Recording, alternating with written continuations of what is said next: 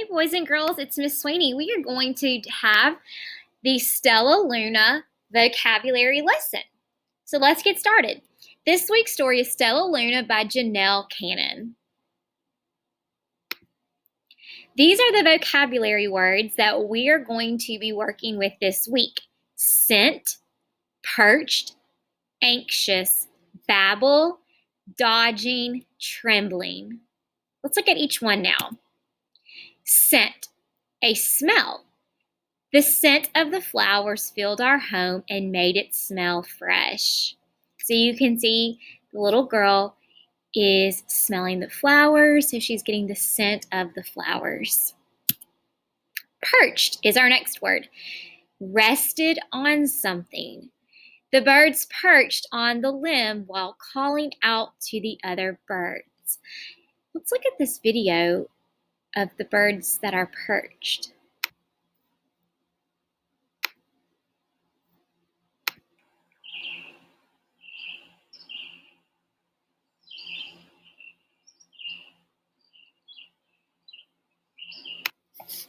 All right, now let's go to our next word.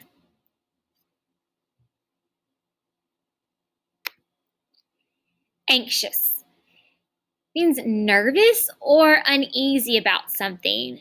Buster is so anxious about trying out for the soccer team. All right, let's watch this video about Buster being anxious. Bus and Scout the car are playing soccer. Buster shoots. Goal! Well done, Buster.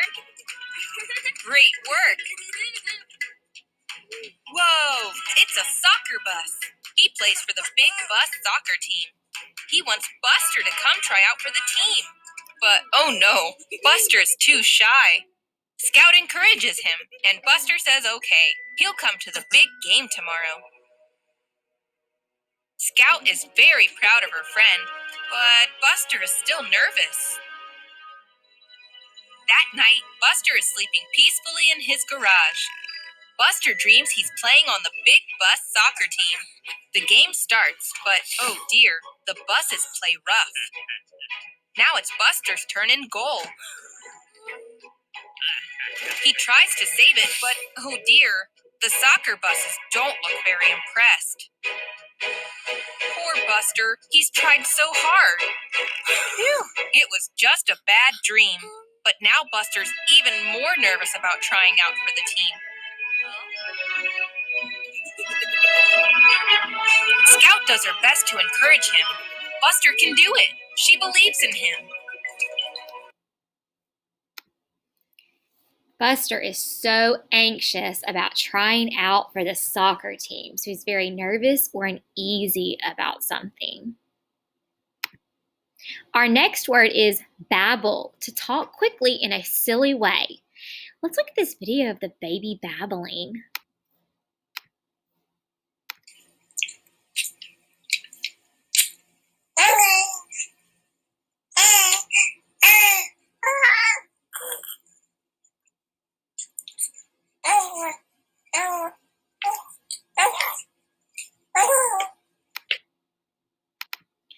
The baby was babbling while she played with her toys. So sweet. All right, let's go to the next word. Dodging, moving quickly back and forth. The friends were dodging balls being thrown at them during the dodgeball game. So this girl is trying to dodge all these balls. Trembling, shaking from fear or cold. I was trembling with fear after I found out I had to present a lesson to the entire class. He's trembling, shaking from fear, it looks like.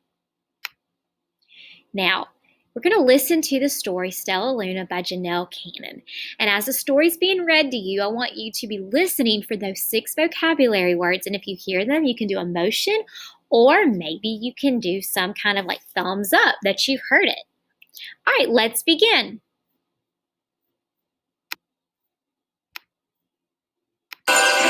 Hello, my name is Pamela Reed, and welcome to Storyline Online, brought to you by the Screen Actors Guild Foundation. Today we're going to read the book Stellaluna by Janelle Cannon. In a warm and sultry forest far, far away, there once lived a mother fruit bat and her new baby. Oh, how Mother Bat loved her soft, tiny baby. "I'll name you Stellaluna," she crooned. Each night, Mother Bat would carry Stellaluna clutched to her breast as she flew out to search for food. One night, as Mother Bat followed the heavy scent of ripe fruit, an owl spied her. On silent wings, the powerful bird swooped down upon the bats. Dodging and shrieking, Mother Bat tried to escape, but the owl struck again and again, knocking Stellaluna into the air. Her baby wings were as limp and useless as wet paper. Down, down she went, faster and faster, into the forest below. The dark leafy tangle of branches caught Stellaluna as she fell. One twig was small enough for Stellaluna's tiny feet. Wrapping her wings about her, she clutched the thin branch, trembling with cold and fear. "Mother," Stellaluna squeaked, "where are you?" By daybreak, the baby bat could hold on no longer. Down, down again, she dropped. Flop! Stellaluna landed head first in a soft, downy nest, startling the 3 baby birds who lived there. Stellaluna quickly clambered from the nest and hung out of sight below it. She listened to the babble of the 3 birds. "What was that?" cried Flap. "I don't know, but it's hanging by its feet," chirped Flitter. "Shh, here comes Mama," hissed Pip. Many, many times that day, Mama Bird flew away, always returning with food for her babies. Stellaluna was terribly hungry, but not for the crawly things Mama Bird brought. Finally, though, the little bat could bear it no longer. She climbed into the nest, closed her eyes, and opened her mouth. Plop! In dropped a big green grasshopper. Stellaluna learned to be like the birds. She stayed awake all day and slept at night. She ate bugs, even though they tasted awful. Her bat ways were quickly disappearing. Except for one thing.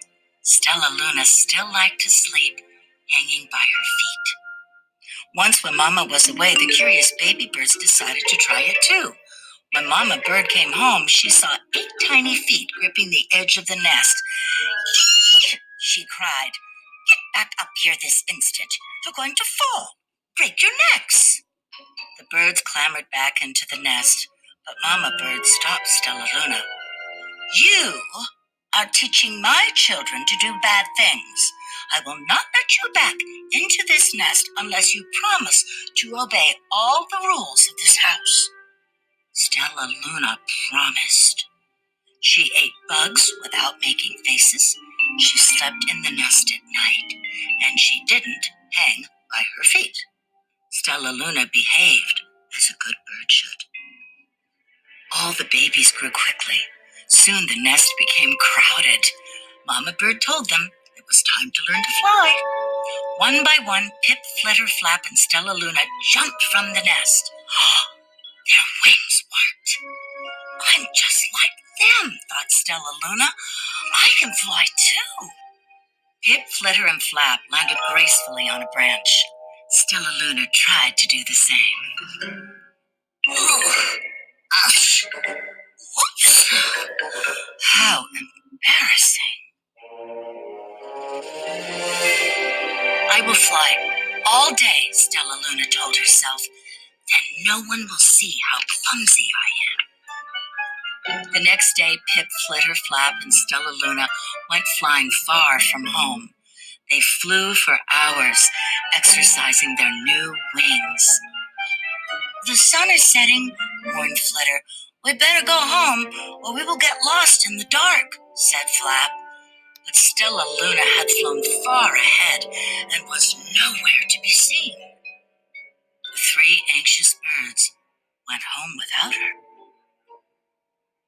All alone, Stellaluna flew and flew until her wings ached and she dropped into a tree. I promised not to hang by my feet, Stellaluna sighed. So she hung by her thumbs and soon fell asleep.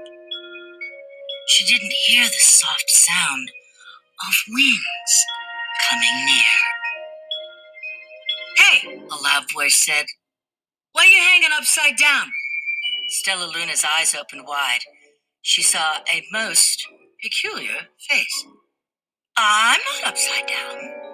You are," Stellaluna said. "Ah, but you're a bat. Bats hang by their feet. You're hanging by your thumbs. So that makes you upside down," the creature said. "I'm a bat. I am hanging by my feet. That makes me right side up." Stellaluna was confused. Mama Bird told me I was upside down. She said I was wrong. Wrong for a bird, maybe, but not for a bat. More bats gathered around to see the strange young bat who behaved like a bird. Stellaluna told them her story. "You ate bugs?" stuttered one.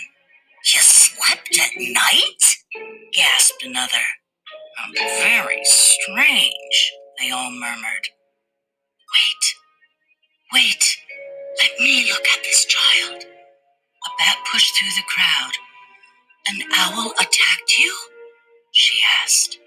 Sniffing Stellaluna's fur, she whispered, "You are Stellaluna. You are my baby." "You escaped the owl?" cried Stellaluna. "You survived?" "Yes," said Mother Bat as she wrapped her wings around Stellaluna. "Come with me, and I'll show you where to find the most delicious fruit. You'll never have to eat another bug as long as you live." "But it's nighttime," Stellaluna squeaked. "We can't fly in the dark, or we'll crash into trees." "We're bats," said Mother Bat. "We can see in darkness. Come with us." Stellaluna was afraid, but she let go of the tree and dropped into the deep blue sky. Stellaluna could see. She felt as though rays of light shone from her eyes. She was able to see everything in her path.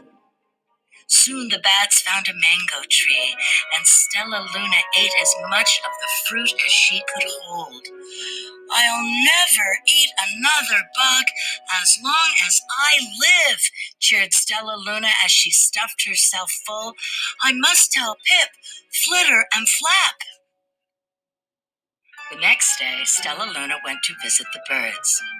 "Come with me and meet my bat family," said Stellaluna.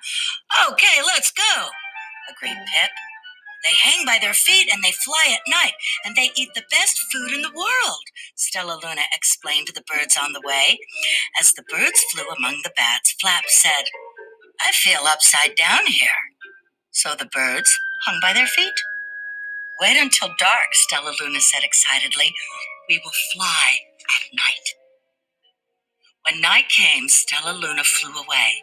Pip, Flitter, and Flap leapt from the tree to follow her. "I can't see a thing," yelled Pip. "Neither can I," howled Flitter. "Aye!" shrieked Flap. "They're going to crash," gasped Stellaluna. "I must rescue them." Stellaluna swooped about, grabbing her friends in the air. She lifted them to a tree, and the birds grasped a branch. Stellaluna hung from the limb above them. "We're safe," said Stellaluna. Then she sighed. "I wish you could see in the dark, too." "We wish you could land on your feet," Flitter replied. Pip and Flap nodded. They perched in silence for a long time. How can we be so different and feel so much alike? Mused Flitter. And how can we feel so different and be so much alike? Wondered Pip. I think this is quite a mystery, Flap chirped. I agree, said Stellaluna. But we're friends, and that's a fact. I really like this book, and I hope you do too. And I hope you enjoy all the things that you have with your friends that are the same, especially all the things that are different. Happy reading. All right, well, that concludes our vocabulary lesson for Stellaluna. Now you guys can go into Schoology and complete your vocabulary assignment for today. Bye, guys.